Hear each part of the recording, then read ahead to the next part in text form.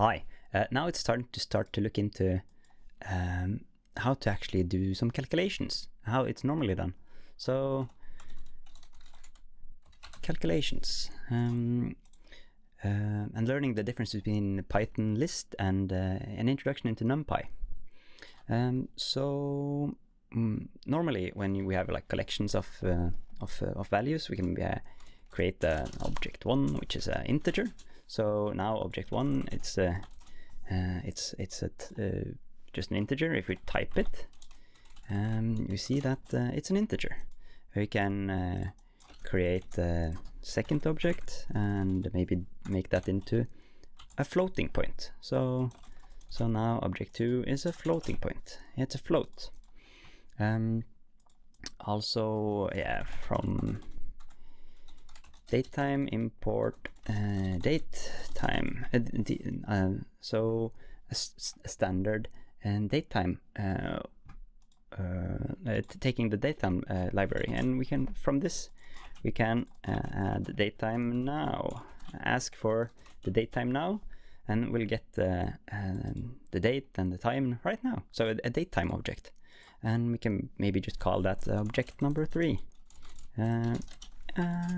And make it so, and we can pack this into a list. So my list equals object 1, object 2, object 3.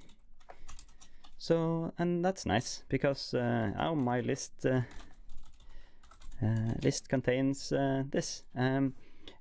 Maybe we want to print out and for each thing in my list, then we can print the thing, and then we print out these things, but they're all like different object types, all different data type or object types. So but we can collect it in lists. Even maybe we may make object 4 equals true. That's basically, if we type it out, since this is true, then it's a Boolean type. We can my list append. So basically, we can add it to the list by the append method, and then we can run this thing again. This is interesting, and now we have added that to the list, and they're all different data types. So if we print type,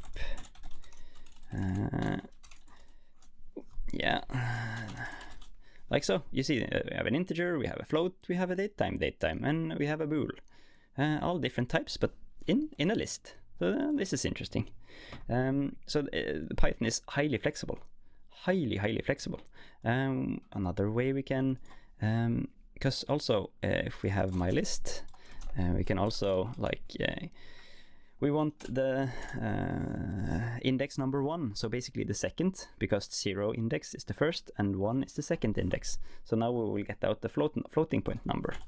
Another way of iterating through the list, for I in range of the len of my list. If we add in here len my list, here we get 4. So from 0 to 4 range. If you give it from just the max, then it will automatically increment from 0 to 4. We wanted to print my list. Oh, look at here, my list and the number I, because now it will print. First, let it print.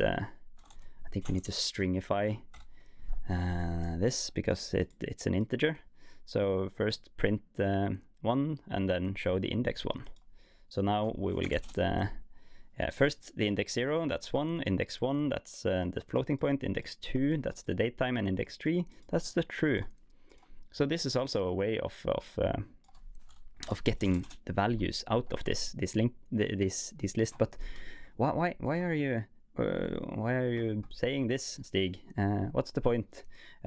We can also add my number list. just yeah, 0, 0.5, 1.0. Let's try to stick to floating points now. 1.5 and 2.0. Okay, this is all nice.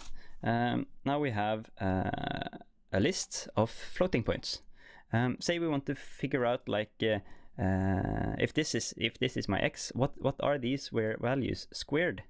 We might think that we could just yeah, take the power of second, but it's not supported. But we can for each number in my number list, we can print number times number times number. That's squaring it, multiplying it by times itself. So and then we get 0 to 4. Okay, that's all well, but there's other ways of doing this. And why did you focus on types and all this jazz? The thing, we have something called Numpy. I showed you here earlier in the help and Numpy.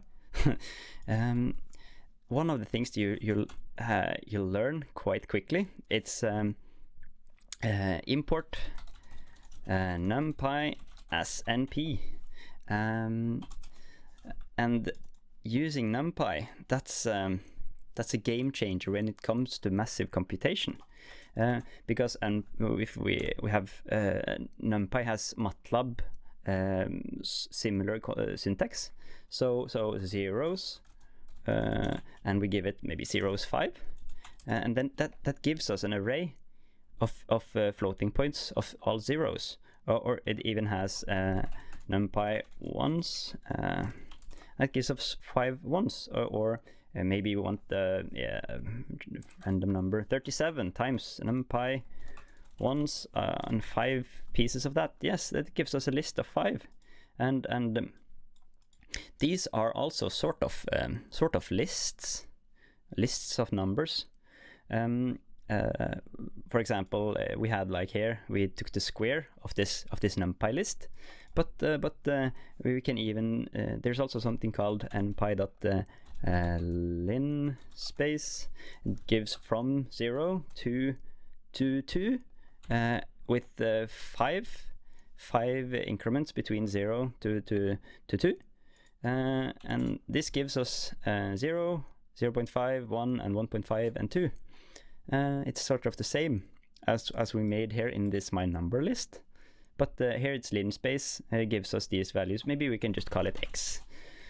Now x contains these values, and we can, if we want to find the 0th index, so 0, or the 1 index is that. So we can index it the same way as we can via a list. But let's see here, for each number in x, print number, maybe stringify it. See if this works. No, this doesn't work. Oh, we also need to end this. Oh, look, this actually works. So we can for each through it. It is iterable. But and maybe we can multiply it times itself, and that works as well. But when we want to do this on massive amounts of data, then we might do this in other ways. If we want to like scale this up, because also we can for number for I in range len x, we can do something. If we want to like square it and store it in y, we can first create a y, np dot zeros of len x. So now we create zeros of the length of the x x value, but yeah, follow along. So basically, the index I of y equals the index I times the index I here. So now we populate y with these values, and if we see what y contains, it's this. And we can sort of do the same thing here with this, but when suddenly when suddenly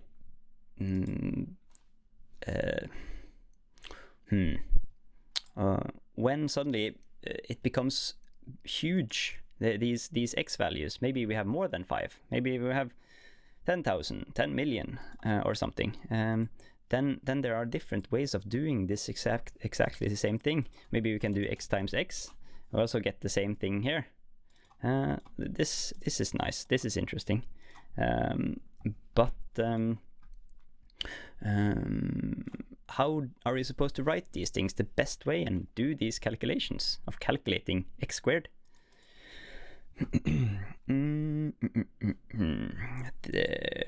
There is something called, since we have Numpy here, Numpy also have a function called I like to dir things.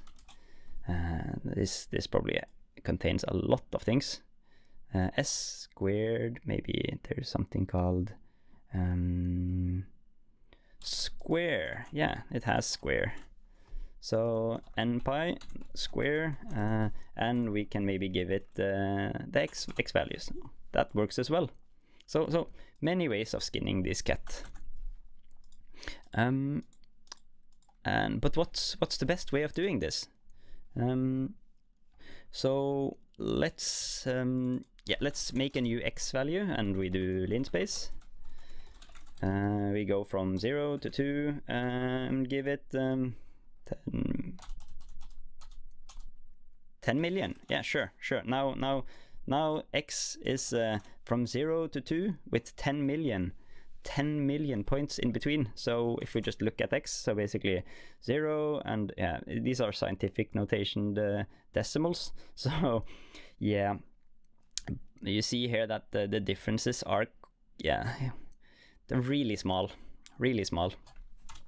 But say we want to do this calculation on the x now length x. This goes from 0 to 10 million, and we do this calculation.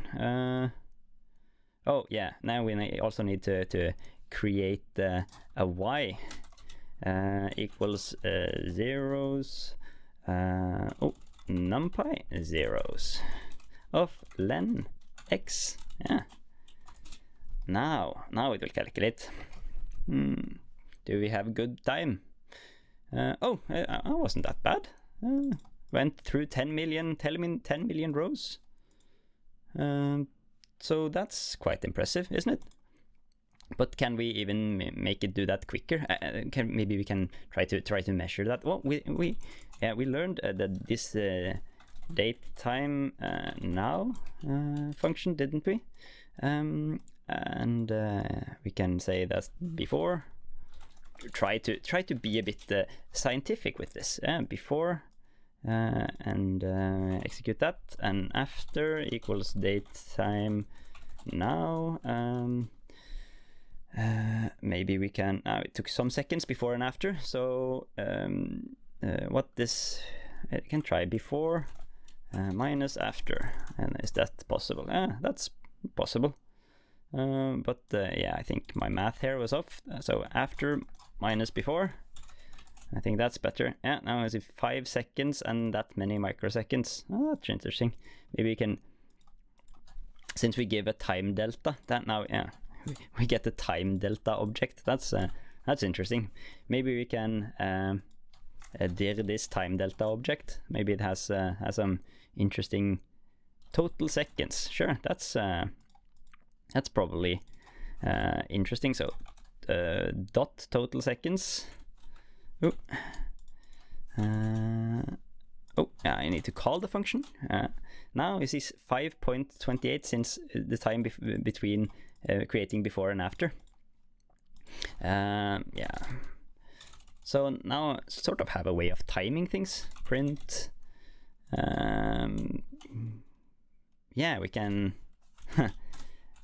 Since it's this is probably not a string. I need to stringify this because it's a floating point. Like wrap it in a string and add string here. Just concatenate that string with this string. Seconds. Yeah, this is probably interesting. We can be a bit scientific with this, aren't we supposed to be in data scientists? Now we can learn how to time these things, because being sort of efficient with our code and elegant with our code, that can have value. Let's try to time this and do this calculation again. When we put in before and we put in after, and then print out before and afterwards, and then we can time things again. We can just do this y, make it new again, see that it's all zeros, and execute this. How long does it take? Oh, it took 5 point. Almost exactly the same. Oh, this is interesting. But this took now 5.86 seconds to execute this calculation. And let's check out the content of y. Yes, it went up to 4. So we all did the correct calculation. But is there a way of doing this quicker? We can remove the this thing right here. Since we have numpy.square, if we squared x and we give first, we can create a new y. If we remember, alt enter, then we get a new line below y, all zeros, and we can y is equal to npi square x. We know it's 0, but that was quick. Let's check if it's correct. Since it's 4 here, and 2 squared is 4. That's a lot faster than 5.86 seconds. So that's why when using NumPy, actually we can test the other way as well. First we clean y again. So if we look at y, now it's all zeros. Maybe we can do x times x. Like pure, and this was also incredibly quick. Was even quicker. And why is this so much slower than these two? That is because of where the indexing takes place. Because here we do indexing within the Python execution environment, but when we call a NumPy function or we do mathematical operations onto NumPy arrays, then they actually do the indexing on the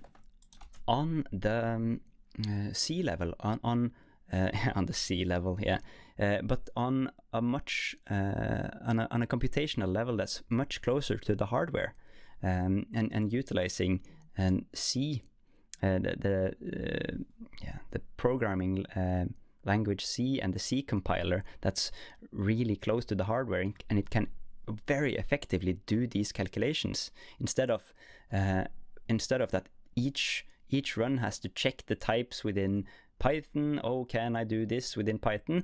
We already know sort of the type, because if we check the type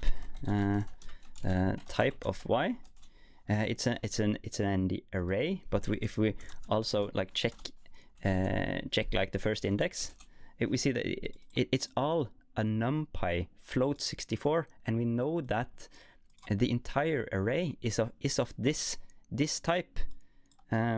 So they're all float 64s, and if we remember, like in the first list we had, it's very flexible. We can give it many different data types. Let's see here if we can find where we wrote in here you see that my list initially had integers, has floating points, has date times. You probably have a numpy floating points as well in here. So lists are useful on that level, but if we want to do a lot of calculations incredibly quickly, then we actually need to get it down to this this efficient way of doing calculations. We can there is another thing that I can also show you.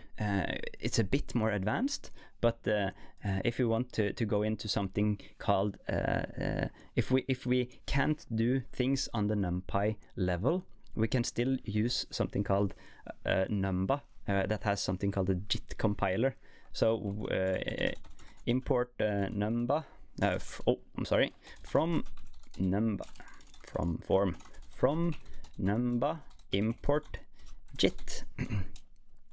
And we still have our x, from 0 to 2.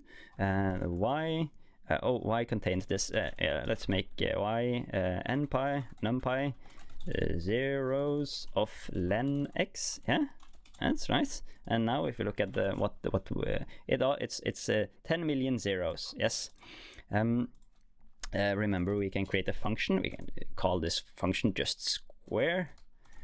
We give it an array of values.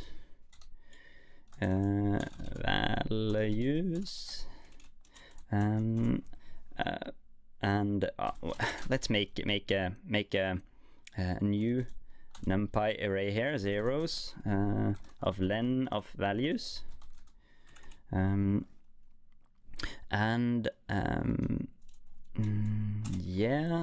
within this we for I in range len of these values.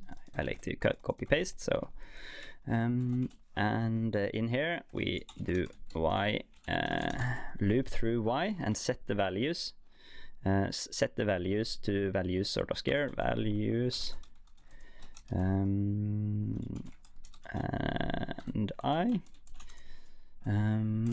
like this, and we return y. Return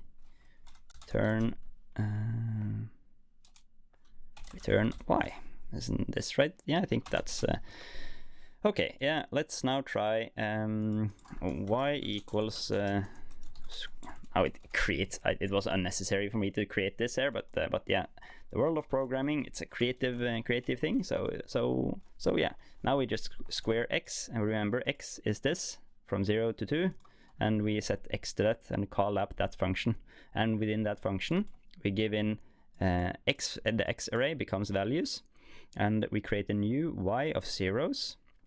That's the length of values, and then we iterate through all values within y and setting them to the square of x, and we can run this.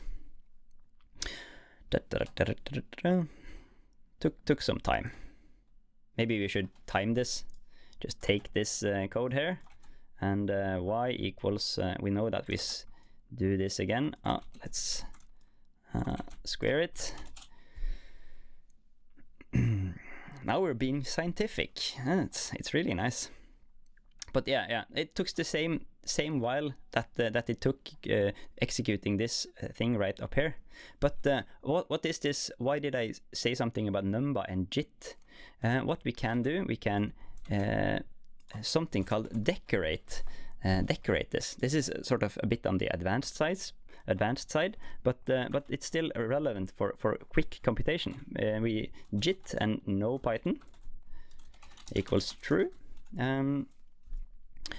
because we from here we numba import JIT, and we can decorate it with JIT, and then we can do the same thing. What do you know? It took a lot shorter. Then like 5.86 seconds. It's now because JIT goes in and sort of sets type checking and things to a constant value, so we can do this a lot quicker. Also, if we do it again, it's even quicker, a lot quicker than the first time. That's because the first time we run this with this, the first time we execute the function, it first needs to compile it to sort of to JIT compile it. And then the second time we just call something that's already sort of compiled within this JIT thing, and makes things a lot quicker. So, but that's a bit on the advanced side. But still, now you have sort of gotten an understanding of lists, and lists are incredibly flexible with many different object types. But when we go and use Numpy, we can create arrays, but these arrays are of a fixed data type, and when we know that things are on the fixed data type, then we can a lot more efficiently do calculations on large amounts of data. So yeah, 10 million rows within these arrays. I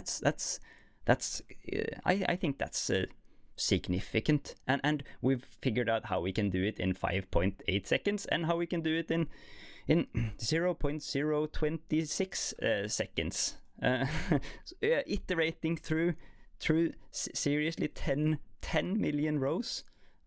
How long do you think it takes a human to do this?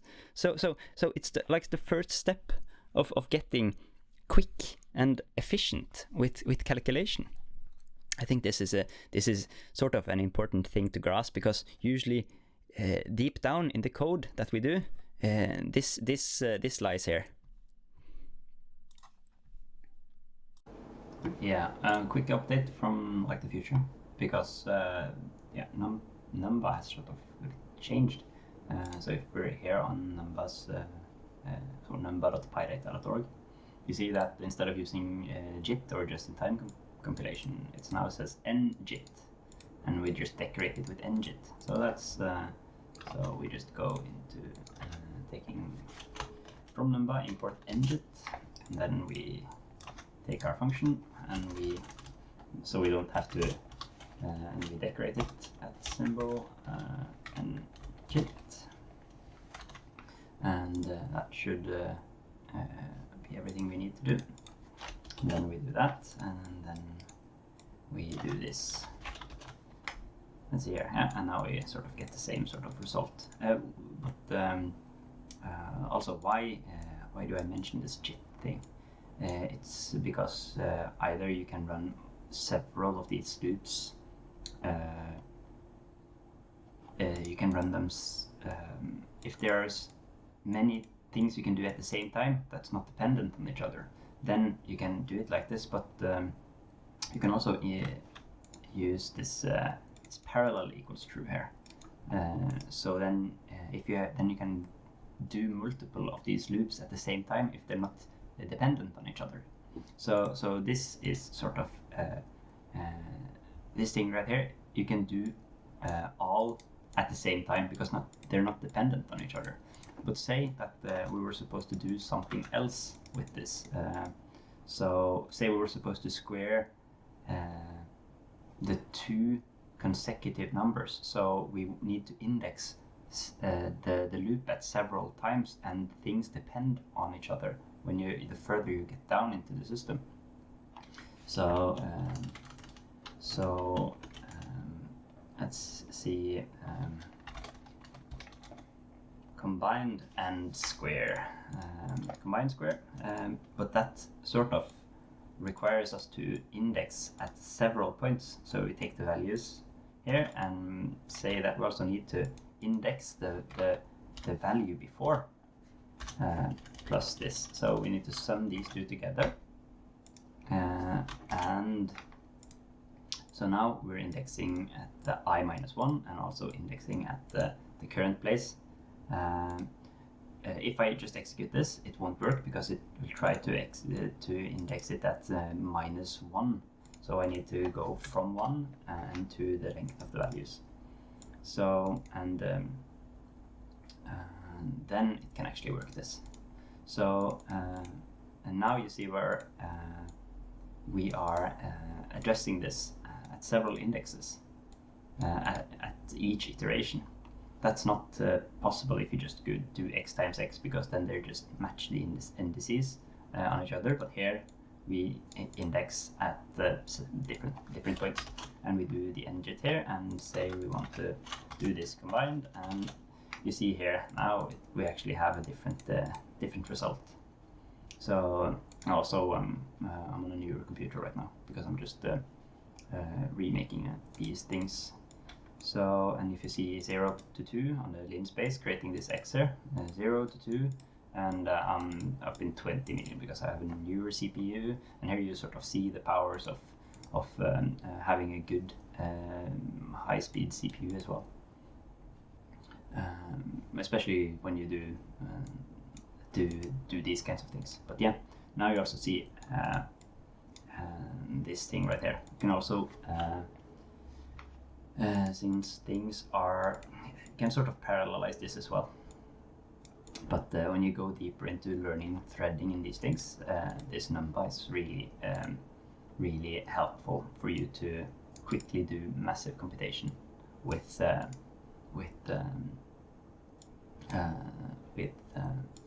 huge data sets. So I thought I would just add this change, this instead of using JIT, just go, with the no Python equals true inside. Now you just use njit, where the n sort of actually stands for no Python. So